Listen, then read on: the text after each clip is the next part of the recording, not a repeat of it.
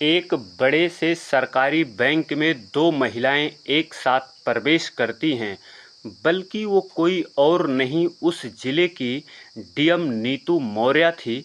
और जब वो दोनों बैंक के अंदर प्रवेश करती हैं तो उन्हें देखने से वो बिल्कुल एकदम साधारण तरीके से, बिल्कुल साधारण कपड़े पहने हुए, उन्हें देखने से बिल्कुल भी नहीं लग रहा था कि ये कोई ऑफिसर हैं। उन्हें लोग देखने से ऐसा ही लग रहा था कि ये कोई गांव की रहने वाली एकदम कोई साधारण महिला हैं। दिखने में वो बिल्कुल ऐसी ही गांव की महिलाओं की तरह ही दिख रही थी। जैसे ही वो बैंक के अंदर दोनों महिलाएं प्रवेश करती हैं, धीरे धीरे वो बैंक के काउंटर की तरफ जाती हैं। जब वो सामने वाले काउंटर पर पहुंचती हैं तो उस काउंटर पर एक बैंक कर्मचारी, जिसका नाम सुरेश कुमार होता है, उनसे कहती हैं, नीतू मौर्य सर, इसमें मेरी माताजी के अकाउंट डिटेल चेक कर लीजिए।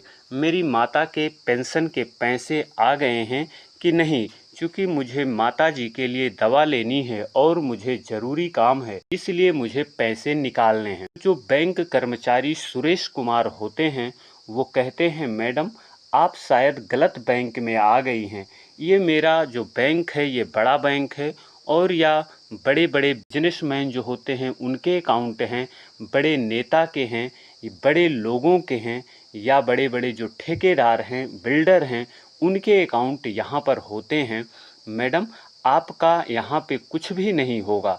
फिर भी जो नीतू मौर्य होती हैं वो कहती हैं, ठीक है सर, लेकिन एक बार आप चेक तो कर लीजिए, अगर नहीं होगा तो मैं चुपचाप घर को चली जाऊंगी। सुरेश कुमार वो होते हैं, वो कहते हैं ठीक है, अभी मैं देख लेता हूँ। तो वो वहीं पर उनके बगल में ही कुछ दूर पर खड़ी रहती हैं काफ़ी देर तक। सुरेश कुमार उन्हें कोई अपनी तरफ से जवाब नहीं देते हैं। तो कुछ देर के बाद नीतू मौर्य फिर एक बार सुरेश कुमार से कहती हैं, सर अगर आप ज़्यादा बिजी हों अपने कामों में तो मुझे मैनेजर साहब से मिलवा दीजिए, मुझे कुछ मैनेजर साहब से बात करनी है। तो सुरेश कुमार गुस्से में हो जाता है और वह फ़ोन मैनेजर साहब के पास करके कहता है, साहब दो महिलाएं आई हैं और ये आपसे मिलना चाहती हैं, आपसे कुछ बात करना चाहती हैं, क्या इन्हें आपके पास भेज दूं? मैनेजर साहब अपनी केबिन से देखते हैं और उन दो साधारण महिलाओं को, तो कहते हैं कि ऐसे लोगों से मुझे बात करने का अभी समय नहीं है, ऐसे लोगों से अभी बात नहीं करूँगा, उन्हें कह दीजिए वो बैठें।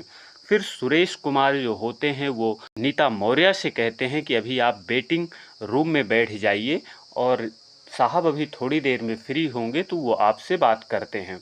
फिर नीता मौर्य अपनी माता का हाथ पकड़ करके वेटिंग एरिया में एक कोने में चेयर खाली होती है, जाकर के वो चेयर पर बैठती हैं।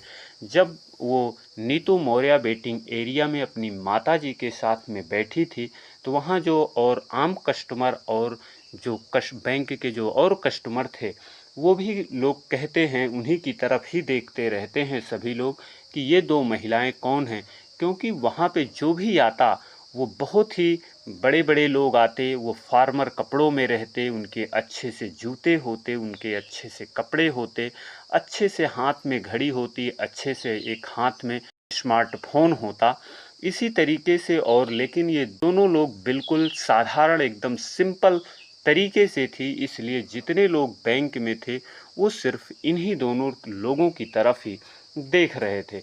तो कोई इन्हें कहता कि इनका इस बैंक में अकाउंट कहाँ होगा, इनके पास क्या होगा, और इनका इस बैंक में इनका अकाउंट क्या करता होगा, ये लोग न जाने कहाँ से और क्यों यहाँ पे फालतू समय ख़राब करने के लिए आ गए। लेकिन ये सब लोग उन्हें कह ही रहे थे। वैसे ही एक बैंक का और कर्मचारी होता है जो चतुर्थ श्रेणी का कर्मचारी होता है, यानी उस बैंक प्यून कहते हैं वो होता है, और वो जब जैसे ही बैंक के अंदर आता है वो मैडम को देखता है और वो सीधा मैडम के पास ही जाता है और मैडम से हाथ जोड़कर कहता है, मैडम क्या आपको मेरे कोई किसी सहयोग की ज़रूरत है? अगर मुझसे कोई सहयोग की ज़रूरत होगी तो प्लीज़ आप बताइएगा। तो मैं नीता मौर्य कहती हैं कि मुझे मैनेजर साहब से मिलना है, मैनेजर साहब से बात करनी है। अगर हो सके तो आप मैनेजर साहब से मेरी मुलाकात करवा दीजिए, मुझे मैनेजर साहब से बात करनी है। तो वो जो दीपक, उसका नाम दीपक होता है, तो दीपक मैनेजर साहब के पास मैनेजर की केबिन में जाता है और मैनेजर साहब से कहता है, साहब 2 महिलाएं आई हैं, वो आपसे मुलाकात करना चाहती हैं और आपसे बात करना चाहती हैं, उनसे बात कर लीजिए। तो मैनेजर साहब कहते हैं, तो क्या हुआ? वो लोग आई हैं, उन्हीं लोगों को मैंने ही बैठाया है, अभी वो लोग कुछ देर बैठी रहेंगी फिर चली जाएंगी। उनका इस बैंक में क्या होगा? लोग, उनका कुछ भी नहीं होगा, वो मेरा समय ख़राब करेंगी और मेरे पास इतना टाइम नहीं है कि मैं ऐसे लोगों से मैं बात करूं, मैं अपना समय ख़राब करूं। बैंक मैनेजर साहब दीपक से कहते हैं कि जाओ तुम अपना काम करो, ऐसे लोगों के पीछे मत अपना समय ख़राब करो, जाइए यहाँ से, आप अपना काम कीजिए। तो दीपक कुमार मैनेजर साहब के पास से वापस चला आता है और वह अपना काम करने लगता है। काफ़ी देर इंतज़ार करने के बाद यानी जो डीएम मैडम नीता मौर्य होती हैं, वो माताजी से अपने कहती हैं कि अब कोई नहीं आएगा मुझे बुलाने, मैनेजर साहब से मेरी कोई बात नहीं करा पाएगा, अब मुझे मैनेजर साहब के पास खुद चलना चाहिए। नीता मौर्य अपनी माताजी का हाथ पकड़ती हैं और कहती हैं, चलिए अब मुझे खुद चलना चाहिए।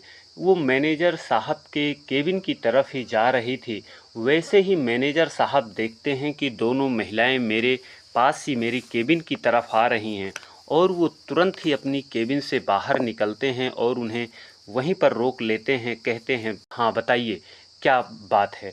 तब नीता मौर्य कहती हैं कि साहब मेरी माता के अकाउंट डिटेल देखने हैं और साहब देख लीजिए, यहाँ पे मैंने गई, काउंटर पे भी गई, वहाँ पर भी मेरा कोई हेल्प नहीं हुआ। तो जो मैनेजर साहब होते हैं और फिर नीता मौर्य कहती हैं, साहब मेरे अकाउंट से कोई ट्रांजैक्शन नहीं हो रहा है। तो मैनेजर साहब होते हैं, वो कहते हैं कि आपके अकाउंट में पैसे नहीं होंगे, आपने अपने अकाउंट में पैसे डाले नहीं होंगे, तो ट्रांजैक्शन कैसे होगा और फिर आपके पास पैसे कहाँ होंगे। तो नीता मौर्य ने कहा, सर जो कुछ भी हो फिलहाल आप मेरा एक बार तो चेक कर लीजिए मेरी अकाउंट को।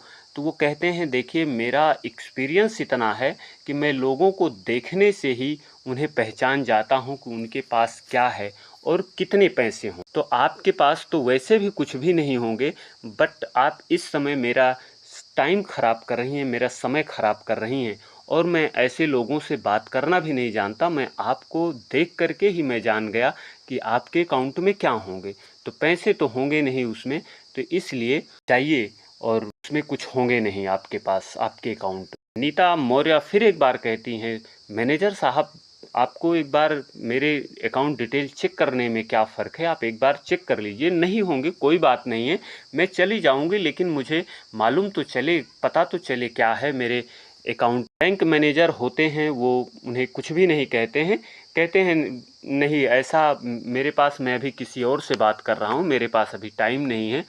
और उसके बाद में फिर वो वहाँ पे जो नीता मौर्य होती हैं, वो अपने वहीं पर कुछ डॉक्यूमेंट रख देती हैं, कहती हैं, सर इसको अगर आपको टाइम मिलेगा देख लीजिएगा, हो सकता है इसमें कुछ आपके लिए, कुछ आपके हित की बातें लिखी हों। इतना कह करके नीता मौर्य अपनी माताजी को वहाँ से लेकर के, बैंक से लेकर के वो बाहर को निकलने लगती हैं। जब वो बाहर निकल ही रही थी, तो वैसे ही एक बार पीछे को मुड़ करके बैंक मैनेजर से कहती हैं, मैनेजर साहब इसका खामियाजा जो आपने किया है, इसका खामियाजा आपको भुगतना पड़ेगा, बस टाइम आने दीजिए।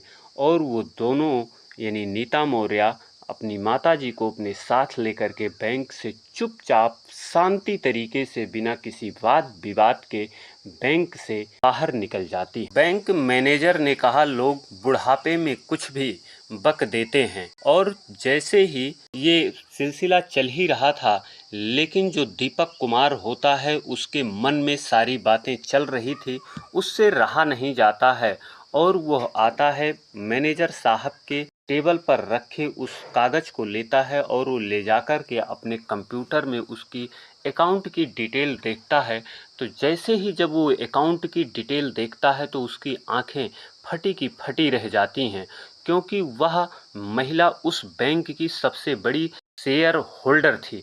और वह पूरी डिटेल देखने के बाद में वह मैनेजर साहब के पास जाता है, और मैनेजर साहब उस समय एक अपने दूसरे बड़े कस्टमर से बात कर रहे थे। और जब ये दीपक कुमार मैनेजर साहब के पास पहुंचता है तो मैनेजर साहब कहते हैं, हाँ बताओ क्या है। तो वो कहता है, साहब ये उसी का फाइल है जो कल एक महिला, बूढ़ी महिला के साथ आई थी, जो अपना नाम नीतू मौर्य बता रही थी, उन्हीं का ये है, इसको आप देख लीजिए, हो सकता है ज़रूरी हो। तो वो कहते हैं, देखो दीपक, ये सब ऐसी बातें ना करो, अभी मैं कोई इम्पोर्टेंट कस्टमर से बात कर रहा हूँ और ऐसे लोगों के डिटेल चेक करने के लिए अभी मेरे पास टाइम नहीं है। लेकिन फिर भी वो दीपक कुमार दोबारा भी कहता है, सर देख लीजिए, हो सकता है कि उसके लिए बहुत ज़रूरी हो। लेकिन मैनेजर साहब होते हैं, वो उसके अकाउंट को बिल्कुल कुछ भी देखते नहीं हैं, ज़रा से भी उसको कहते हैं भी ये मेरे लिए ज़रूरी नहीं है। फिर दीपक जो होता है वो वहाँ से अपने कामों में लग जाता है, वह अपना काम करने लगता है। अब अगले दिन फिर वो महिला जिसका अपमान हुआ था, वो फिर अगले दिन बैंक में प्रवेश करती हैं, उनके साथ एक ऑफिसर सूट बूट वाला और हाथ में एक ब्रीफ केस। बैंक मैनेजर के पास वो सीधा जाती हैं और कहती हैं बैंक मैनेजर से, मैनेजर साहब, मैंने आपसे कहा था ना कि इसका खामियाजा आपको भुगतना पड़ेगा, जो आपने गलतियां की हैं, क्योंकि आपने मेरा अपमान नहीं, बल्कि आपने मेरे जैसे हजारों कस्टमर का अपमान किया है। को आपने उसके कपड़ों से आपने उसे आंकते हैं, और आपने बैंक मैनेजर से कहती हैं कि आपको इस पद से हटाया जाता है और आपको फील्ड में लगाया जाता है। अब आप फील्ड में जाएंगे और वहीं से आप अपनी रिपोर्टिंग करेंगे, रिपोर्ट देंगे, और आपके जगह पर दीपक को प्रमोट किया जाता है, क्योंकि उसने अपनी ईमानदारी और अपने सारी चीज़ों का परिचय दिया है। उसे वो हर कस्टमर को एक समान ही देखता है, लेकिन आपने सभी कस्टमरों का छोटा या बड़ा समझ करके आप अपमान करते हैं। बैंक मैनेजर कहते हैं, आप कौन हैं?" तो वो कहती हैं, जो उनके बगल में एक सूट बूट वाला आदमी होता है, कहती हैं, ये मेरे विधिक सलाहकार और मैं इस ज़िले की डीएम हूँ, कलेक्टर हूँ, और इस बैंक की 65% शेयर होल्डर हूँ। जैसे ही जब बैंक मैनेजर इतनी बात को सुनता है, वैसे ही उसके पसीने पसीने छूट जाते हैं। वो कहता है, मैडम मुझे माफ़ कर दीजिए, मैं नहीं पहचान पाया। मैडम ने कहा, नहीं ऐसा नहीं, आप लोगों को उनके कपड़ों से आप पहचानते हैं, आपके जो बात करने का तरीका है, जो काम करने का तरीका है, ये भेदभाव का तरीका है। ऐसा एक कर्मचारी को नहीं होना चाहिए, इस तरीके से काम नहीं करना चाहिए। मैडम के साथ में जो सूट बूट वाले एक हाथ में ब्रीफ केस लिए हुए थे, वो ब्रीफ केस से एक कागज़ निकालते हैं, जिसमें साफ साफ लिखा था, दीपक कुमार को पदोन्नत किया जाता है, उन्हें बैंक का नया शाखा प्रबंधक नियुक्त किया जाता है। शाखा प्रबंधक को उनके पद से हटाया जाता है और उन्हें फील्ड में भेजा जाता है। वो अपना काम अब फील्ड में ही करेंगे। मैडम नीता मौर्य जो हैं, वो सुरेश कुमार को बुलाती हैं। सुरेश कुमार कांपते हुए पैरों से आते हैं और हाथ जोड़कर कहते हैं, मैडम मुझे माफ़ कर दीजिए, मैंने आपको पहचाना नहीं। फिर मैडम ने कहा, आप लोगों ने जो गलती की है, इसे माफ़ नहीं किया जाता है। फिर नीता मौर्य ने बैंक मैनेजर से कहा, मैनेजर साहब, आपने जो गलती की है मेरे साथ, आपने सभी को, कस्टमर को आपने कपड़ों से देख करके उनसे आप व्यवहार करते हैं।